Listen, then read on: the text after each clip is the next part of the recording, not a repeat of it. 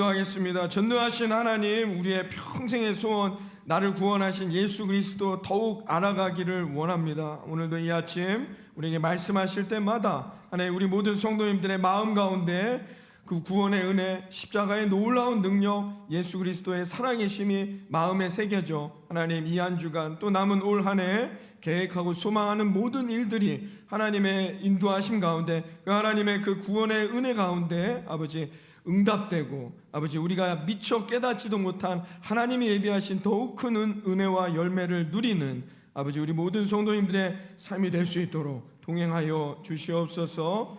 하나님, 오늘도 그 소망과 그 믿음을 갖고 드려지는 제물을 하나님 귀히 받아 주시옵시고, 우리 사랑하는 성도님들의 이 이름을 하나님 기억하사 하나님 이 제물 위에 갑절의 은혜와 열매를 얻는 복된 또 이 한 주간의 삶이 우리 모든 성도님들의 삶에 응답되게 하여 주시옵소서. 특별히 생일을 맞이한 이 제선, 이 이름을 기억하사 권사님 믿음의 여정으로 함께하여 주시고, 또 하나님의 계획과 뜻이 있어 이 땅 가운데 이 지역으로 오시고 우리 교회를 함께 섬기며 지금까지 믿음의 여정을 달려오실 수 있도록 동행하시니 감사합니다. 하나님, 권사님의 남은 인생의 여정 늘 건강함 지켜주시고 그 마음에 늘 하나님의 은혜로 풍성하여 하나님 기도하시는 것마다 응답되어 그 삶의 염려와 근심은 떨어져 나가고 하나님이 예비하신 아름다운 열매만 갑절로 맺어지는 복된 인생의 여정이 될 수 있도록 역사하여 주시옵소서. 오늘도 이 아침 하나님 말씀을 붙들고 나아가는 우리 모든 성도님들의 삶에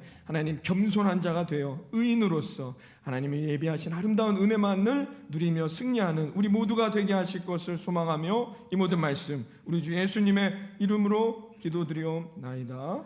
아멘. 할렐루야. 여러분, 우리가 지난 주간에 겸손한 자로 표현되었던 의인들의 삶에 대해서 또 생각해 보았고, 교만한 자로 표현된 이 악인들의 삶에 대해서 대조하면서 우리가 생각해 보는 시간을 가졌습니다. 그래서 오늘 본문 5장 1절부터 6절의 이 챕터도 사실은 지난 주간에 봤던 4장 13절과 17절 이 한 챕터와 거의 비슷한 내용의 이야기라고 볼 수 있는데요. 왜냐하면 둘 다 들으라라는 단어로 시작합니다. 5장 1절과 야고보서 4장 13절 말씀을 함께 한번 보도록 합니다. 들으라 부한 자들아, 너희에게 임할 고생으로 말미암아 울고 통곡하라. 들으라, 너희 중에 말하기를 오늘이나 내일이나 우리가 어떤 도시에 가서 거기서 1년을 머물며 장사하여 이익을 보리라 하는 자들아. 아멘.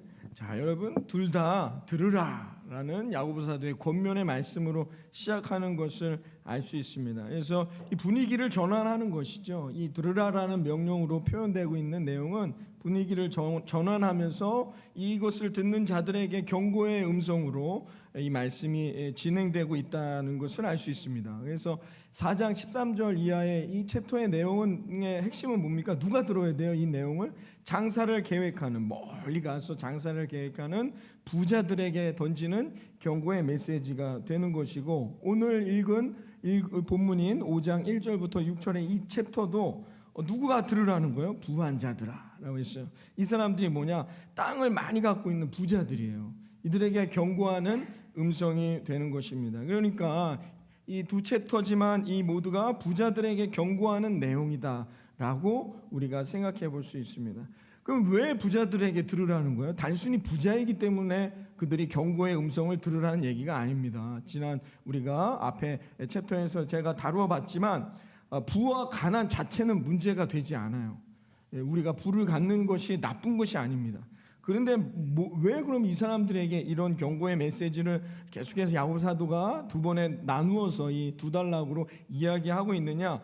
그 마음의 중심이 잘못되어 있다는 얘기를 하는 거예요. 그 태도들이 잘못되어 있다는 겁니다.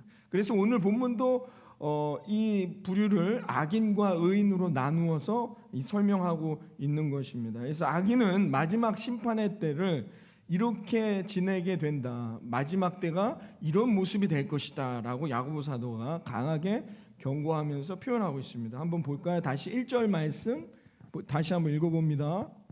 들으라 부한 자들아, 너희에게 임할 고생으로 말미암아 울고 통곡하라. 아멘. 울고 통곡하는 인생이 곧 도래할 것이다 라는 것입니다. 하나님을 인생의 중심에 두지 아니하고 자기 중심의 주인 되는 삶을 다 말하는 거예요. 그냥 단순히 부자들을 경고하는 게 아니라 이 부자가 되었던 이 마음의 중심을 말하는 것입니다. 하나님이 인생의 중심이 되지 않고 부자, 돈을 많이 버는 것이 인생의 중심 되는 사람들, 그것뿐만이 아니겠죠. 우리의 인생의 중심에 뭐가 중심이 됩니까? 그 모든 것들을 말하는 것입니다. 그것을 쫓아서 살아가는 인생의 마지막은 결국 어떻게 된다고요? 울고 통곡하는 거예요. 통곡의 길로 접어들 수밖에 없다는 거예요. 그 인생의 마지막은 통곡의 길만이 남아 있다는 것을 야고보 사도가 오늘 이렇게 경고하고 있는 것입니다. 사랑하는 여러분, 우리는 오늘만 삽니다. 내일은 우리가 사는 게 아니에요. 내일은 내일이 사는 거예요. 예수님이 말씀하시죠. 내일은 내일이 염려하게 하랍니다. 우리는 오늘만을 살아요. 지금 이 순간을 잘 살아야 한다는 것이죠. 그래서 우리는, 사랑하는 성도님들, 우리는 늘 선택해야 합니다. 두 가지를. 영원한 것을 선택할 것이냐, 아니면 영원하지 않은 것을 선택할 것인가. 우리에게는 이 두 가지만이 존재할 수밖에 없다는 것입니다. 그걸 언제 선택해요? 내일 기도하지 뭐. 아유, 오늘은 바쁘니까 목사님 제가 내일 예배할게요. 아유, 목사님 제가 오늘은 힘들고 어려우니까 다음 주에 할게요. 내일은 없어요. 우리는 오늘 선택해야 한다는 겁니다. 영원한 것을 선택할 것이냐, 영원하지 않은 것을 선택할 것인가. 언제 선택한다고요? 오늘이에요. 바로 지금 이 순간. 그러나 결국 악인들, 즉 교만한 자들은 뭐예요? 영원한 것을 선택하지 않는 거예요. 영원하지 않는 것. 그것을 선택하며 살면은 마지막에 어떻게 돼요? 마지막 그 길은 울고 통곡하는 인생이 남는다라는 것입니다. 이어서 이렇게 말합니다. 2절에 야고보사도 이렇게 말하죠. 너희 재물은 썩었고 너희의 옷은 좀 먹었으며. 좀 먹게 되는 인생, 썩고 좀 먹는 인생이 된다는 거예요. 지금이 아닙니다. 마지막 밤의 때를 말하는 거예요. 좀 먹게 된다는 겁니다. 결국 자기 안에 있는 욕망에 충실하고 자기 욕망의 중심으로만 살아가는 사람들, 이 사람들이 세상을 따라 살아가다 보면 어떻게 해요? 그 인생은 좀 먹는 거라는 거죠. 목사님, 다른 사람들도 다 이렇게 사니까 저도 그렇게 사는 게 나쁜가요? 나중에는 어떻게 해요? 좀 먹게 된다는 거예요. 그 인생이 썩어가게 된다라는 것을 오늘 야고보사도가 말하는 거예요. 악인들의 결론은 이렇게 도달하게 된다는 거예요. 3절에 이어서 이렇게 말하고 있습니다. 3절 봅니다. 너희의 금과 은은 녹이 슬었으니 이 녹이 너희에게 증거가 되며 불같이 너희의 살을 먹으리라. 너희가 말세에 재물을 쌓았도다. 아멘. 마지막 때는 어떤 것이 마지막 때냐? 시간적 말세를 말하지 않습니다. 성경은 늘 뭐예요? 우리가 영원한 것을 선택하지 아니하고 오늘도 내 인생의 중심으로 사는 그 순간이 마지막 때인 거예요. 말세라는 건 이런 개념인 거예요. 마지막 때라는 거죠. 마지막 때의 특징이 뭐냐? 녹슬어요. 녹이 쓰는데 어디에 씁니까? 금에 녹 쓴다는 겁니다. 금의 특징이 뭐예요? 녹슬지 않잖아요. 근데 녹슨다는 건 뭐예요? 세상의 것은 영원하지 않다는 것을 말하는 거예요. 세상의 것은 녹슬지 않아 영원한 거잖아요. 그러나 다 녹이 쓴다는 거예요. 그런데 야고보사도는 뭘 말하고자 하는 거예요? 우리 삶에 영원히 녹슬지 않을 것이 있어요. 거기가 어딜까요? 천국을 말하는 겁니다. 사랑하는 여러분, 우리도 천국을 소망하고 오늘도 천국 백성으로 여러분 기쁨으로 승리하는 저와 여러분 되어지기를 바라겠습니다. 우리도 악인들의 특징이 뭐냐? 녹슬 은과 금에 집중한다는 겁니다. 녹슬어서 아무 소용도 없는 그 은과 금에 집중하여 인생을 살아간다는 것입니다. 이게 악인들의 특징이라는 거죠. 의인은 뭐예요? 반대로 그럼 뭐예요? 영원히 녹슬지 않을 영원한 것에 집중하는 거예요. 그게 뭐예요? 천국이죠. 우리가 오늘도 천국에 집중하여 이 땅에서 겸손한 자로 살아가야 한다는 것입니다. 정말로 하나님이 살아계시고 여러분 정말로 천국이 존재한다는 걸 믿는다면 이 땅에 왜 폭력이 존재합니까? 이 땅에 왜 전쟁이 존재할 수 있습니까? 사람들은 그것을 믿지 않아요. 세상 사람들은 지금 나의 삶을 중요시 여긴단 말이에요. 그러나 우리는 영원한 것을 소중히 여기는 천국에 집중하여 살아가는 아름다운 하나님의 백성들이 될 거라 믿습니다. 그럼 이런 말씀을 하실 분들이 있어요. 목사님, 무슨 말씀인지는 다 아는데 아니 교회도 안 다니고 나쁜 짓 다 사기치고 뭐하고 하는 사람들도 잘 먹고 잘 살고 법을 어겨도 잘 먹고 잘 사는 사람들이 있는데 이건 어떻게 된 겁니까? 우리는 정말 말씀을 붙들고 어떤 순간에도 정말 믿음을 지키고자 노력하는데 왜 우리는 언제 이 힘든 상황에서 벗어날 수 있는 것입니까? 왜 더 어렵고 힘든 것입니까? 라고 질문하실 수가 있어요. 천국에 집중하는데 왜 그럴까요? 지금은 낮이기 때문이에요. 낮에는 염소와 양이 구분되지 않아요. 그러나 곧 밤의 때가 온다는 것이죠. 이게 말세를 살아가는 그리스도인들의 신앙의 자세라는 것입니다. 지금은 낮이라 양과 염소를 구분하지 않아요. 그냥 다 내버려 두는 것입니다. 그래서 오히려 악인이 잘 되는 것처럼 보여요. 그리고 오히려 믿음을 붙들고 천국에 집중해서 살아가는 저와 여러분의 인생이 더 어려운 순간을 경험할 수 있고 힘든 순간을 경험할 수도 있어요. 그러나 여러분 곧 밤이 찾아온다는 거예요. 그때가 되면 어떻게 해요? 목자이신 주님이 준비하고 계세요. 무엇을? 양과 염소를 구분할 시간을. 그것을 주님은 준비하고 있다는 거예요. 우리의 목자는 밤이 될 때 양의 우리와 염소의 우리를 구분할 준비를 지금 하고 계신다는 겁니다. 그때 의인들의 인생은 녹슬지 않을, 좀먹지 않을 영원한 천국에 함께할 것이라 믿습니다. 이걸 준비하라는 겁니다. 할렐루야. 저와 여러분은 그리스도인 영원한 곳 그 천국을 향해 오늘도 달려가는 거라 믿습니다. 그래서 하나님의 그 계획, 구분되는 마지막 밤의 때에 구분될 그 계획은 어떻게 해요? 반드시 이루어진다는 거예요. 그냥 될 거예요. 여러분 힘을 내세요. 희망 회로를 돌리는 게 아니란 말이에요. 이건 반드시 이루어질 미래의 결과물이라는 것이죠. 저희가 새벽기도 엘리야를 살펴봤는데요. 엘리야의 심정을 우리 권사님들 다 우리 생각하고 묵상했잖아요. 얼마나 850대 1로 이겨요. 야, 이젠 다 끝났다. 이 힘들고 어려운 순간은 지나갔구나. 이 고통받는 이 850명의 이단자들과 싸워 이깁니다. 불이 임해서 다 죽었어요. 이제 이겼겠다. 이제는 변화되고 하나님의 역사만이 나타나겠지. 이런 기대를 갖는데 어떤 일이 일어나죠? 이세벨이 어떻게 합니까? 예수 믿는 사람 선지자들을 싹 다 죽이고 엘리야만 남아요. 그래서 엘리야가 도망갑니다. 산속에 동굴로 도망가. 이게 말이 됩니까? 많은 백성들 앞에서 850대 1로 불이 임했어요. 850명이 싹 다 그 사기꾼들이 다 죽었단 말입니다. 하나님의 역사가 이제 일어나겠지. 그런데 어떻게 해요? 쫓아와요. 군대들이. 그래서 어떻게 해요? 굴에 숨습니다. 그때 엘리야가 하나님께 날 데려가시오. 나 죽고 싶습니다. 이게 뭡니까?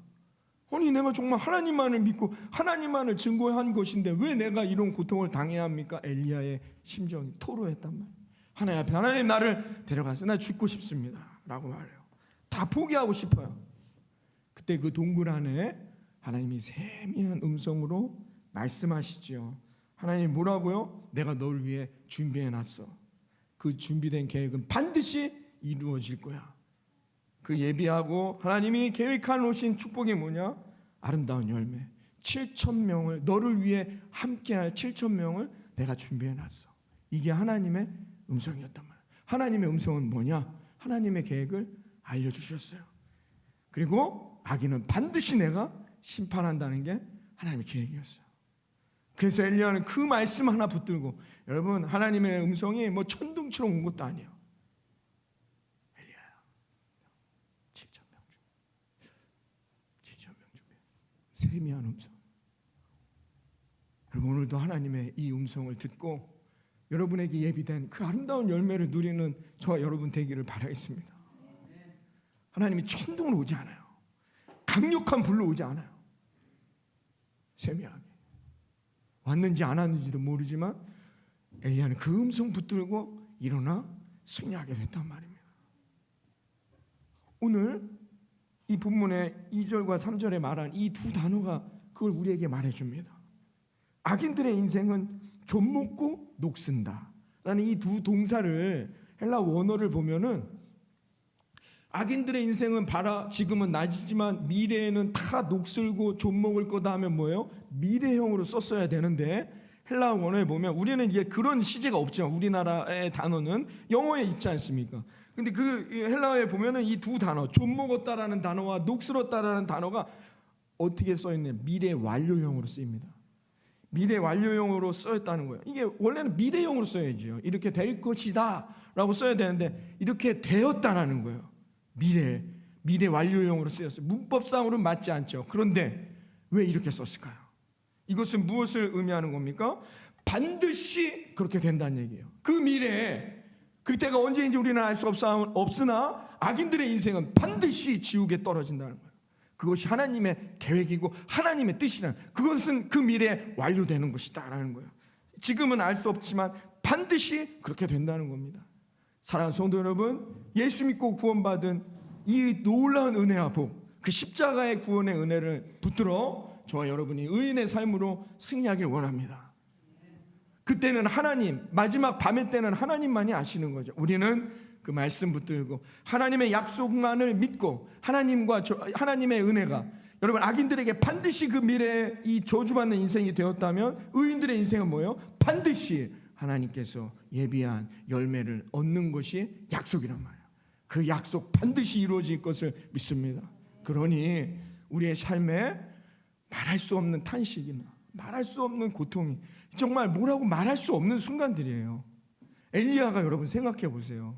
그게 쉽겠냔 말이에요.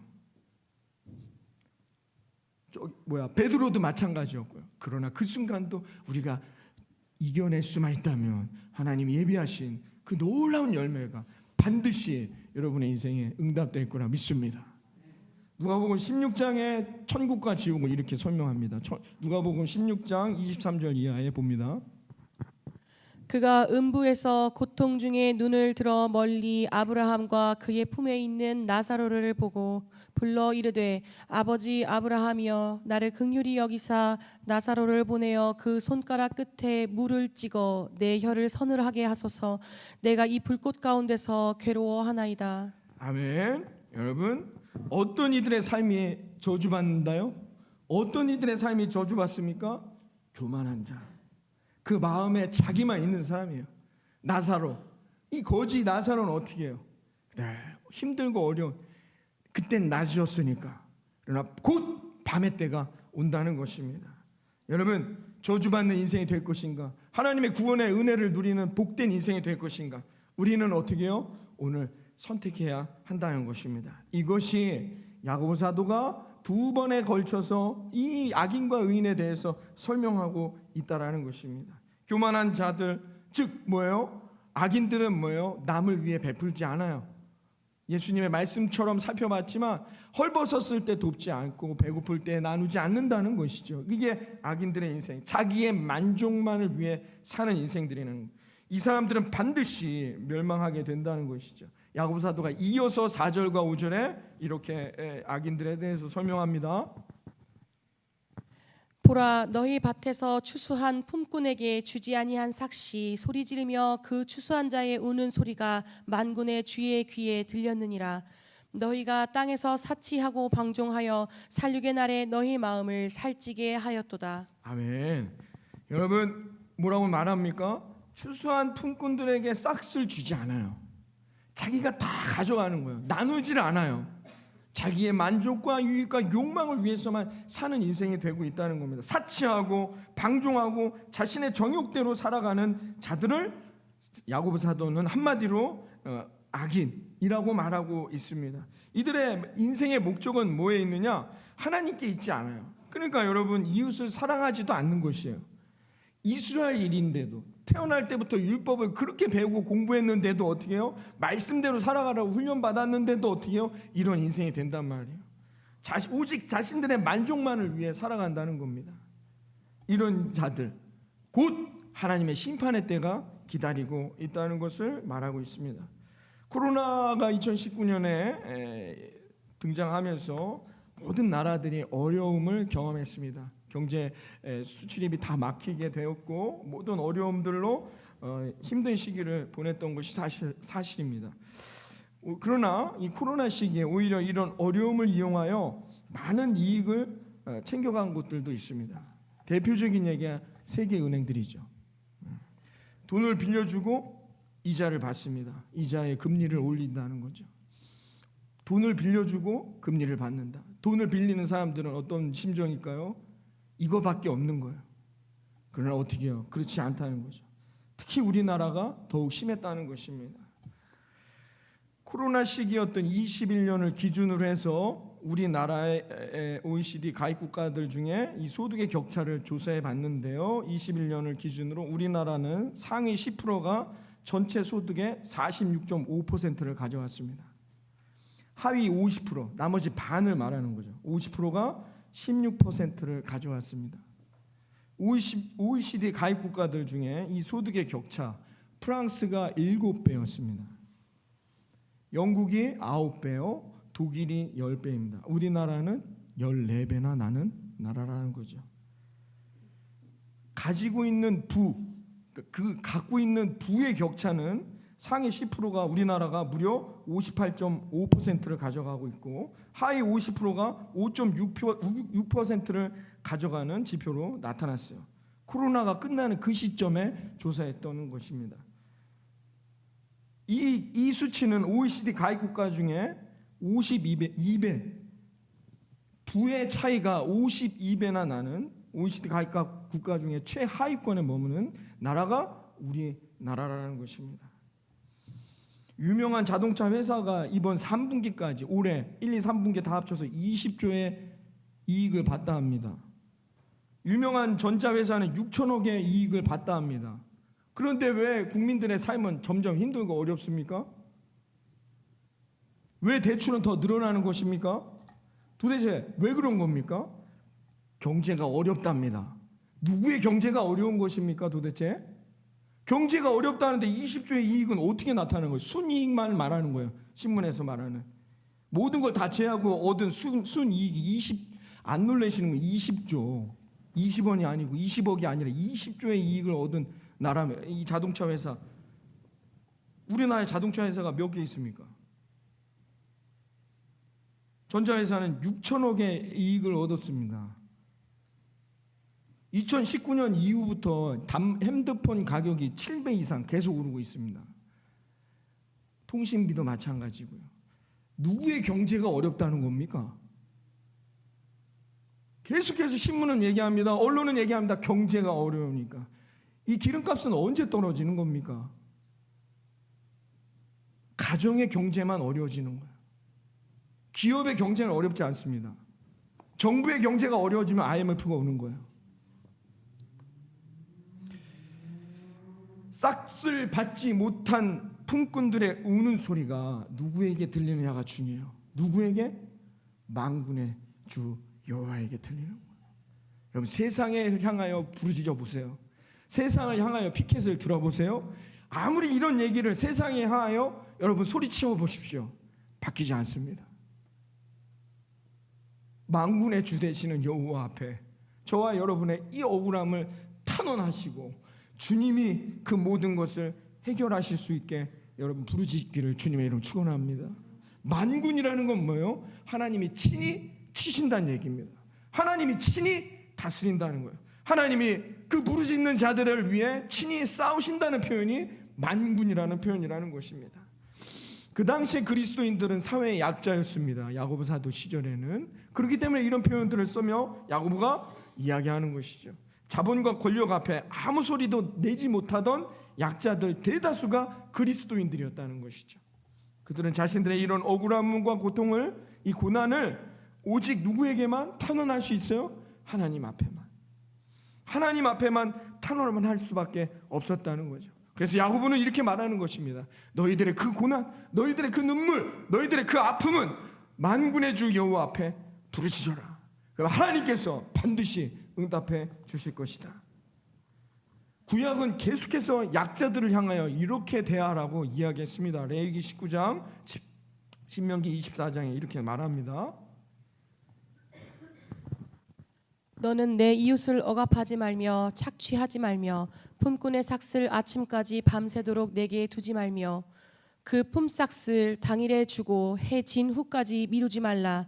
이는 그가 가난함으로 그 품삯을 간절히 바람이라. 그가 너를 여호와께 호소하지 않게 하라. 그렇지 않으면 그것이 내게 죄가 될 것임이라. 아멘. 여러분, 이런 구조였다는 거예요. 이게 구약 시대의 사회적 약자들을 향한 이 말씀이었다는 것이죠. 이들에게 가장 강력한 믿음, 이것을 억울함을 풀 수 있는 강력한 믿음은 뭐냐? 하나님께 탄원하는 것밖에는 없었다는 것이죠. 그 만군의 주가 해결하신다는 그 믿음이 있었단 말이에요.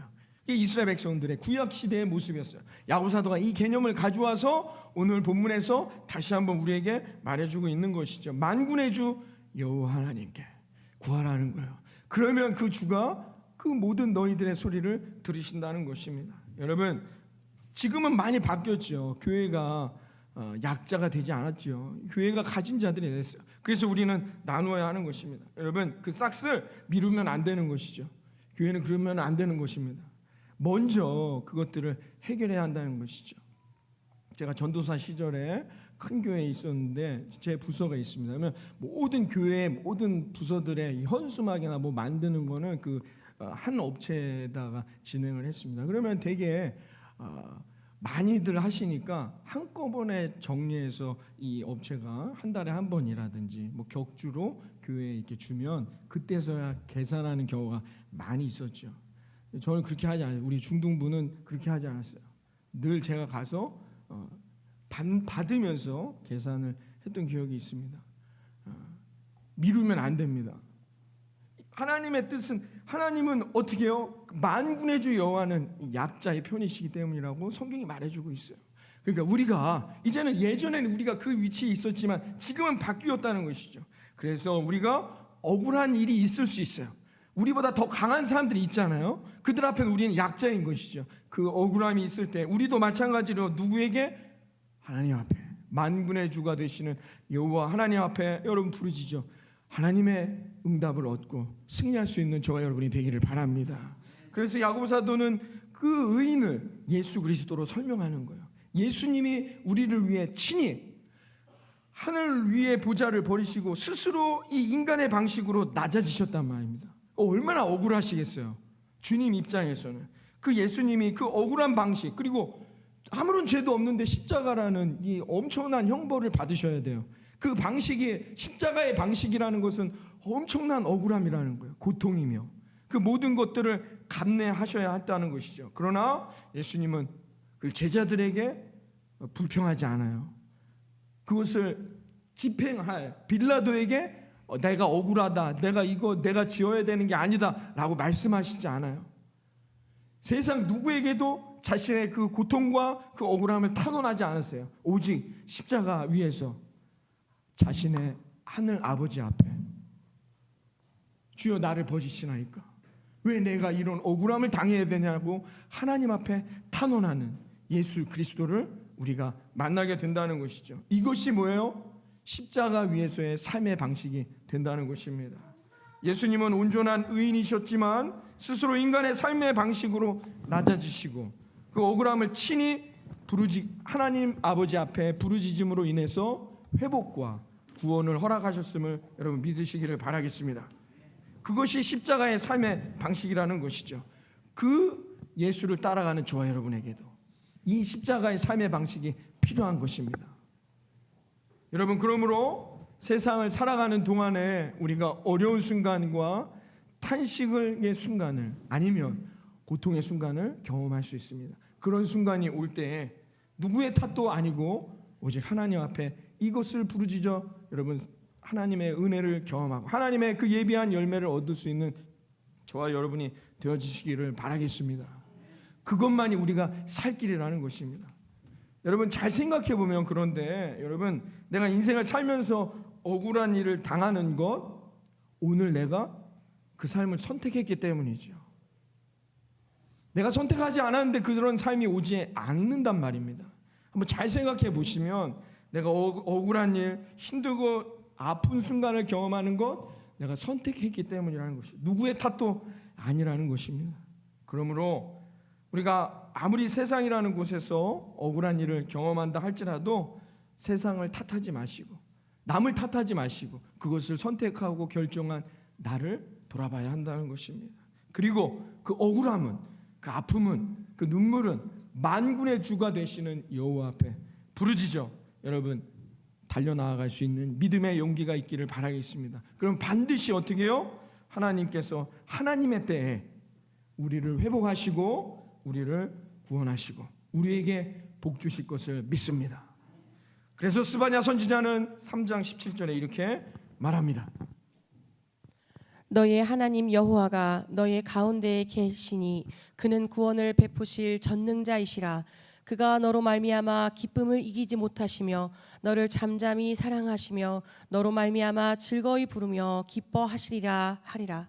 아멘. 전능하신 하나님, 우리를 지금까지 인도하셨고 우리에게 아름다운 열매를 7,000개나 준비하신 아름다운 하나님, 그 전능하신 하나님, 그 하나님은 오늘도 소망하시고 우리의 오늘의 믿음의 고백, 겸손한 자의 삶의 고백을 통해 기뻐하실 그 주님과 함께 또 이 한 주간 또 시작되어질 11월 놀라운 하나님의 축복이 임하는 저와 여러분 되어지시기를 이 아침 주님의 이름으로 축원합니다.